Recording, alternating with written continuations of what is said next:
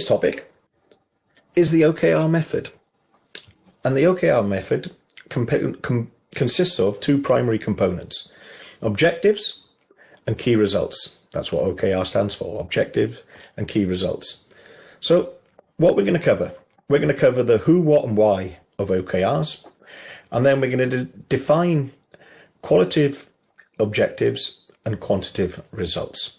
And then if we get time at the end, I'll try and do an example based on a fictitious business that gives you an idea or a flavor of how you use this methodology in your business. So without any further ado, let's get on with tonight's training topic of the OKR method. So who uses this method and why is it relevant to your business?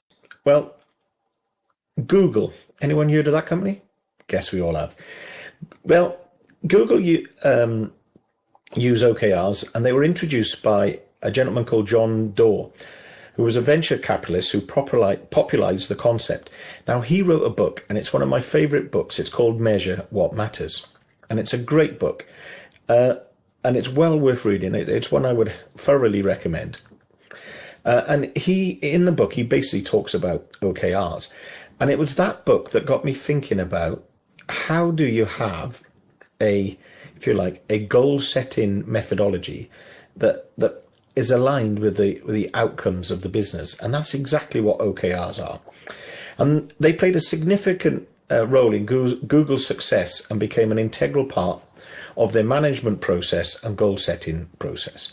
So, if Google uses them, I dare say they're good enough for your business.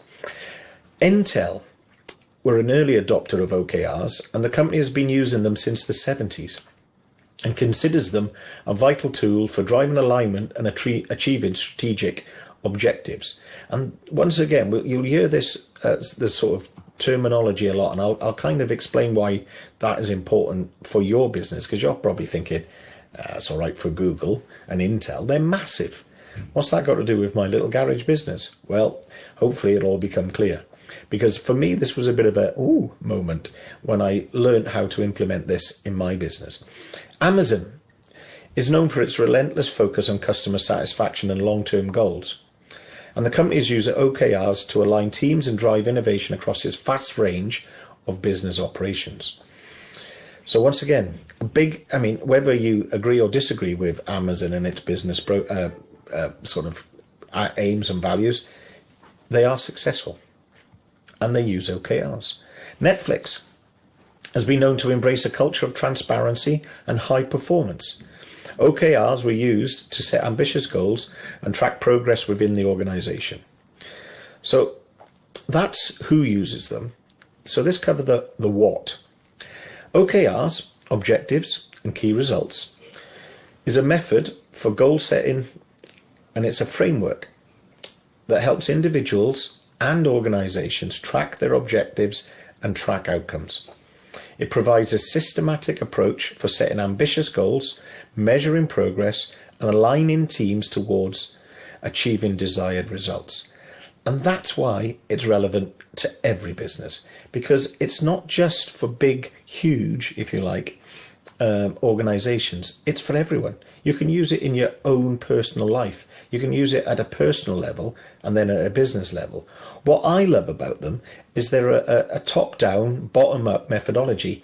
Anybody and everybody has the power to set objectives. And we'll explain how that works in a minute. And what's brilliant about it is it allows everyone across the business to be aligned with the organizational goals. So everybody can recognize and play a part and have a responsibility for achieving those goals. I did a talk on responsibility a few weeks ago, and OKRs play a huge part in responsibility because they sit somewhere within that whole framework where we talked about personal responsibility and taking, if you like, accountability for actions. So the OKR method promotes transparency, focus, and accountability. It encourages ambitious goal setting, continuous improvement, and alignment across teams, ultimately driving better performance and results. And that's why you should use it in your business. So yes, it's used by huge successful organizations, but it can also be used by individuals. The the big, I suppose, why for smaller businesses is that you can have you can set one goal, and then everybody else can set individual or team or even group objectives, and everyone has their own key results. It's brilliant for it. So what about, if you like, how this works? So we'll talk about how we define the objective to begin with, and that, if you like, is a big part, because it's different to what you're used to doing and how it's normally. If you've ever experienced goal setting in any other business other than your own, you'll probably realize that it's normally a slogan somewhere written on a wall that nobody ever pays any attention to. This is what changes that. It's using a framework and a methodology such as OKRs. So OKRs allows a cascading approach where high-level goals and plans are defined and then broken down into objectives and key results at all levels of the organization. So from the very bottom to the very top. And the methodology allows information to cascade down, but also cascade up. And that is the beauty. No matter who you are, you have a responsibility, and you probably can have an objective and key results to monitor. So every individual or team, and so you can have, and this is another, what I think is a beauty of this methodology, is you can have your individual objective, but you can also have a team objective, and you can be in more than one team, and you may have more than one individual objective within those teams, all aligned to the company goal, if you like. So every individual or team sets their own objectives and key results, and they are aligned with the overall organizational goals. This ensures everyone is pulling towards the same strategic goals while having autonomy in defining their own priorities and actions. To a certain degree, everything has to be agreed with a manager or line manager to make sure it is actually pulling in the right direction. But largely, you have autonomy to set your own objective and your own key results. So objectives are qualitative goals that define what an individual or the organization or the team aims to achieve. They should be ambitious, inspiring, and provide clear direction. And objectives are usually set for a specific time period. In my planning methodology, we use objectives quarterly. So every 90 days, the objective is reviewed within the framework of the planning of the business. And this is where we start. This is the entry point, if you like, for objectives. So let's talk about quantitative results. So a qualitative normally doesn't have a value based on it. It's more an ideal. That's what qualitative is. But quantitative is when we have a measurement, a direct measurement, a metric. And we talked about this. We've many times I've talked about what's the difference between a KPI and a key result is one of the previous topics. So key results are specific, measurable milestones that indicate progress towards the objective. They provide a quantitative and measurable way to track success. Key results should be challenging yet attainable, and they should define clear metrics for evaluation. So they're a bit like setting SMART goals, and we've done a topic on SMART. So all of this fits in within all of that stuff. What changes key results from other methodologies, I suppose, it is the method by which they are monitored, because you need regular check-ins, and progress updates are crucial. They're part of the methodology of OKRs. So how I recommend this is done: weekly meetings provide the ideal opportunity to assess progress and identify obstacles or areas needing support. So the key results are reported during your weekly meetings. If you're not having weekly meetings, then and you're using a methodology like this, then you need to, because you need the opportunity to congratulate your staff or support your staff if they're not achieving the goals they need to. And that's what this is about. It's It's a bottom-up, top-down methodology for tracking progress and setting ambitious goals. So OKRs, as I said, are typically reviewed and revised on a quarterly basis. So let's do an example of how you can use this methodology. So in my planning methodology that I employ in the Atomic Success Program is we start with a 10-year vision. So the long-term, if you like, plan for the business, the best version of the business it can be, is one way of looking at this. And that's what I call the vision. So the 10-year vision is then broken down into three year periods plus a spare, which are the goals. And that is broken down into yearly plans. And that is broken down into 4 90-day quarters, the objective. So how do we do that? So the business owner has the strategic view, if you like. They're up on top. And if you're not up on top looking for the strategic view, you need to stop and have a plan. Because if you don't, you're unlikely to get to where you need to get to. So in this, and I'll just use this as an example, the vision for this business is to be a genuine alternative to the insert brand dealer, okay, in whatever town they're in. So they want to be a genuine alternative to the dealer. So that is their vision, okay? That's what they want to be in 10 years' time. Their goal, which is their 3 yearly plan. So in 3 years' time, they want to be achieving a 20% net profit on a £500,000 turnover. So they want to get from where they are now, and they want to get to £500,000 in turnover, and they want to be making a 20% profit on that. They are currently achieving a 3% profit on a £300,000 turnover. So that's their goal. The plan, what they need to achieve in the next 12 months, is 12 months of positive cash flow.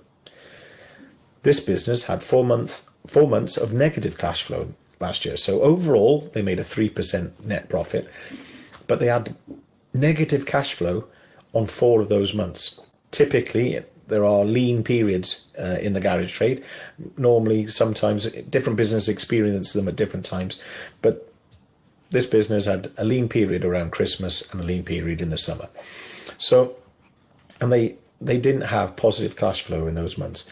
So they based their plan on the lowest level need of their business. Once again, there's a training topic on this.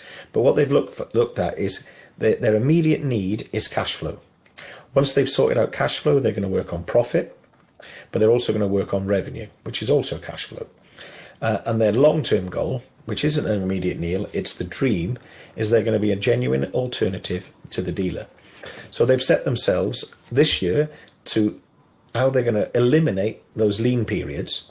And then in 3 years' time, they're going to have increased their turnover by £200,000 and increased their profit, their net profit, by 17%. Fairly ambitious goals. So you can see how these are all objectives because they're qualitative. That's the way to look at it. So there's no, on the big vision, there's no numbers as such. It's just the dream. That what is it we want to be? We introduce some numbers when we start to look at goals because it's difficult not to have them at that level. But once again, when we come back to the year one plan, where once again we haven't got a number on this. What we've got is an objective, which is 12 months of positive cash flow. And when we bring that down to the 90-day plan, so quarter one of this year, they've set themselves a target of increasing all levels of business efficiency. And to do that, they need to know what the current level is. So the average tech efficiency is 45%. Conversion rate is 80% for MOT repairs, 60% for service advisories, and 20% for new leads. So that's where they are, and their objective is to increase all levels of business efficiency. And then they're going to have some example key results. So within the little different teams within this business, and it's not a big business at this stage, they have 3 technicians, technician A, B, and C, and they have a front of house, and they have the manager, which is the business owner, who also happens to be one of the technicians. So what are the key results for those individual areas? So the front of house element of the business has got a 5% target to improve the conversion rate. So what they'll find when they start to look at that, they'll look at their conversion rate for MOT repairs, and it'll be difficult to improve that. But they've set that as an ambitious target. But 60% for service advisories is something they can work on. And what they're going to do is they're going to have key results, which is the 5%, because that is quantitative. That's measured against where they are now.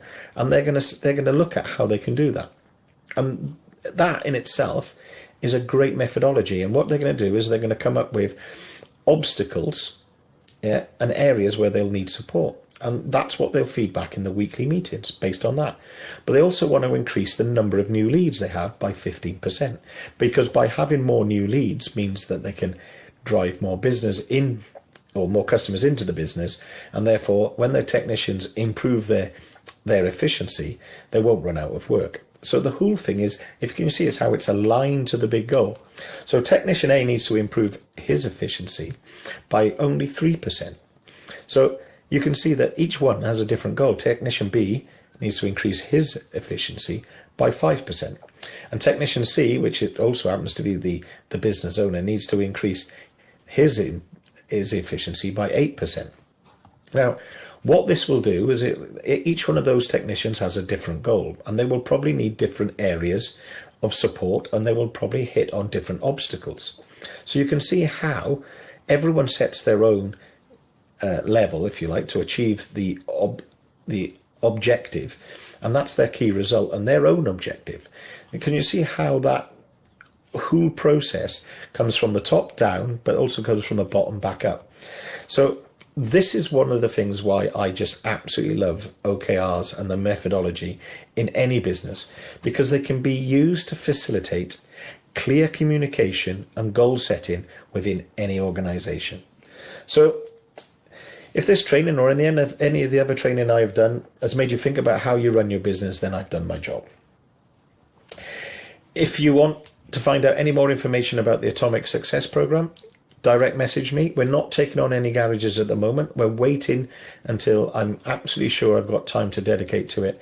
But we have got a number of people, if you like, on a waiting list. And as soon as we're in a position to run that, we'll start. Thanks for listening. My name's Andy Crook, and hopefully you've learned something about objectives and key results.